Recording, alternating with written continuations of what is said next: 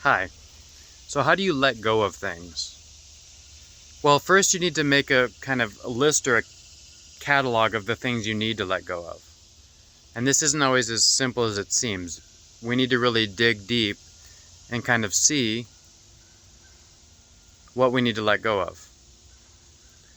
And one thing you can do is kind of go through your day and catalog the last day and the last week and see what you did.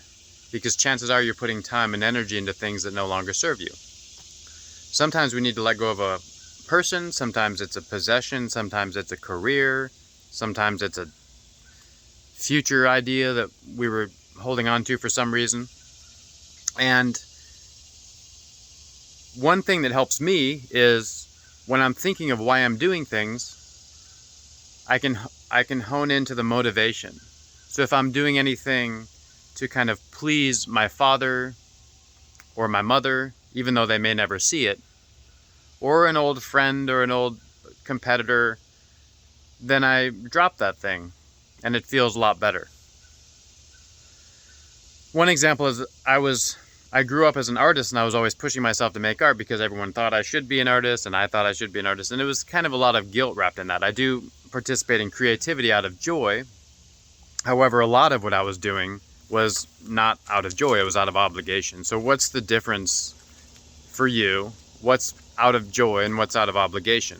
And drop the things that are out of obligation. At least make a tangible plan to drop those things. And it's also important to consider how profoundly linked everything is, so that if you're trying to let go of a person, for instance, you find all the ways they're entrenched in your life. Someone was trying to release her mother, and we did some work around that, and then later I realized there was like a trunk of her mother's possessions behind her couch and like the ashes on the mantle. Those proverbially are the things you need to release around everything. So look around in your room and look at the things that belong there and the things that don't. Not only that, the things that belong in the life you want and the things that don't. And kind of see how spacious your life can be.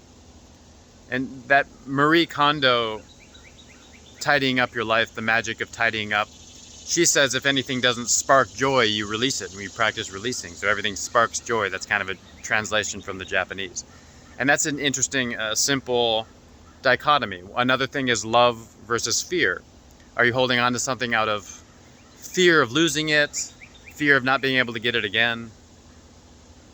Or just love, it brings up some idea of connection, it can deepen your connection to life, etc. So I hope this helps you kind of sort out what you need to release.